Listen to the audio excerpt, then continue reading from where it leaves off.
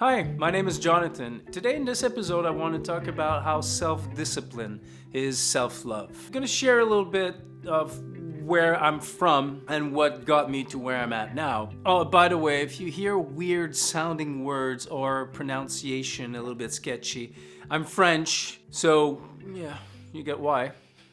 I'm gonna try to give you my childhood in under 2 minutes. I discovered drug at a very young age. My mom died when I was 15 years old. I kept doing drugs as much as I could and drinking. I was smoking cigarettes as well. You could say I had all the addiction that a teenager could have. Fast forward after that, I moved from my small town to Montreal. I was 17, 18 years old. I kept using heavy drugs for a long time and alcohol as well. My father passed away when I was 29 and here I am at 44. Not doing any drugs anymore, I'm not drinking anymore, I'm not smoking cigarettes. All this because of self-discipline. But I always saw self-discipline as almost like army style. It's something that you must do and it's gotta be hard. And in my 20s, I was fucked up as one 20-year-old could be, but I was intrigued with highly self-disciplined people. How does one live like this? Let's define self-discipline first. Self-discipline is, I think it's very personal to everybody. You could have some sort of guideline to it, but let's say I want to wake up before 4 a.m. To me, this is self-discipline. To somebody else, I'm just batshit crazy. For me, self-discipline was being able to control my habits, and this clearly I was not able in my 20s and early 30s as well. It meant for me to be able to go work out, not dreading the workout. Being able to take a cold shower every morning, not dreading that cold shower. Eating well, reading every day, try to learn, try to listen more. All these things for me, this is self-discipline. This is what it means. You have to figure out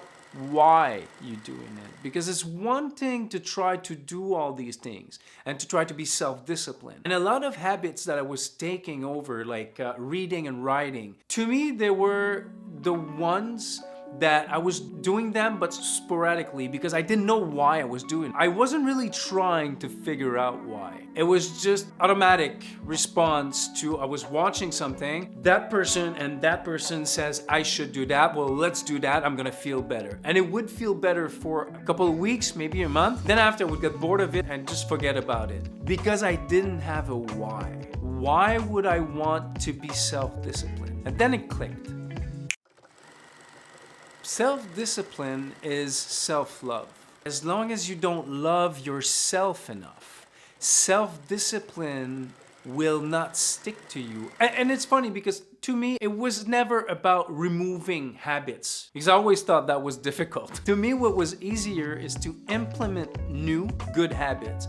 So I kept drinking, I kept doing my thing, but I was working out a little more. Why I was working out a little more? Because I loved myself a little more. And then at some point, something else clicked. You're like, you know what? I love myself enough that I'm gonna quit smoking. So when I started writing again, as I attempted to do it many times, I know why I'm doing it. Because I have a purpose, I have intent. When I write, I know what I'm writing about. I know what I want for my life. I know what I want for myself. I know the person who I want to be. If you never worked out and you're a little bit overweight, you're not feeling too good, you're smoking, drinking too much, and you start doing yoga every morning, the other things that you do are not gonna be aligned with that new fine love of yoga. And you're just gonna remove those habits. Hence my point. You love yourself enough to start doing all these things. Everything becomes super easy and it becomes amazing. And I know some of you might say, look at this fucking guy saying that he loves himself so much.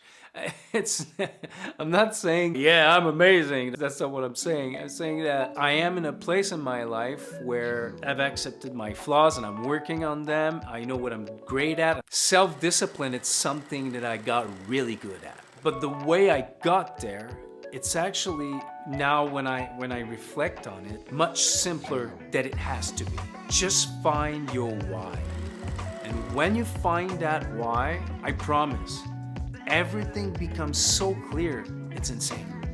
Just let go and accept that discipline has to be a part of your life in order for you to have a better life. As soon as you do that, everything's gonna work out. I was talking about that future version of you. If you can imagine that future version of you, you can start acting like that version, hence you're becoming that version that you want. There's simple questions you can ask yourself in order to know who that person is. What do they eat? Who do they hang out with? What do they say no to? What do they say yes to? Where do they live? What do they do when they get angry? Do they exercise every day? What is the first thing they do in the morning when they wake up? Simple questions. But if you can't answer these questions, you'll become the person you want to be. What do you do? What is your self-discipline? How do you change a behavior? Let's have a discussion about this. I always enjoy reading the comments. If you haven't subscribed yet to the channel and you like having talks like this, you can subscribe right now. It'll be done. And obviously, this is my way of seeing things. You take what works for you, and what doesn't work, well, you let it go. It's never been a better time to become the other. I'll speak to you soon. Step 2 of that painting is done, so I guess if you want to see the final result, you're gonna have to subscribe.